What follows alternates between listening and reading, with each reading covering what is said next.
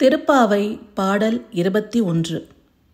ஏற்ற கலங்கள் எதிர்பொங்கி மீதளிப்ப மாற்றாதே பால் சொரியும் வள்ளல் பெரும்பசுக்கள் ஆற்றப் படைத்தான் மகனே, அறிவுராய் ஊற்றமுடையாய் பெரியாய் உலகினில் தோற்றமாய் நின்ற சுடரே, துயிலெழாய் மாற்றார் உனக்கு வழி தொலைந்துன் வாசற்கண் ஆற்றாது வந்துன் அடிபணியும் மா போலே போற்றியாம் வந்தோம் புகழ்ந்தேலோரெம்பாவாய். பொருள்: கறக்கும் நேரமெல்லாம் பாத்திரங்கள் நிரம்பி வழியும் வகையில் பாலை சுரக்கும் வள்ளல் தன்மை கொண்ட பசுக்களுக்கு உரிமையாளரான நந்தகோபனின் மகனே, கண்ணனே, நீ எழுவாயாக.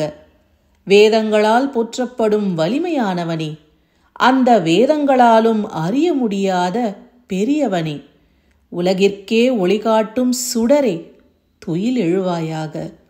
உன்னை எதிர்த்தவர்களுக்கெல்லாம் வலிமை இழந்து உன் வாசலில் உன் பாதத்தில் விழ காத்து கிடப்பது போல நாங்களும் உன் திருவடியை புகழ்ந்து பாட காத்திருக்கிறோம்.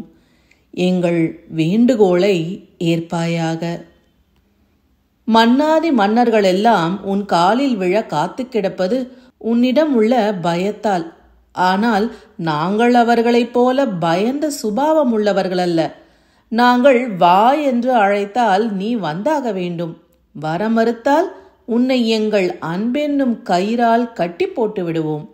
அப்போது நீ தப்பவே முடியாது என்கிறார்கள் ஆயர்குல பெண்கள்.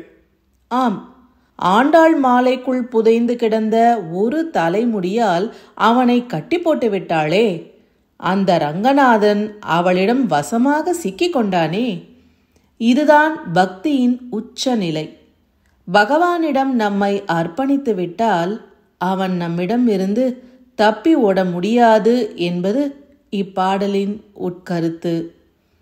ஓம் நமோ நாராயணாய.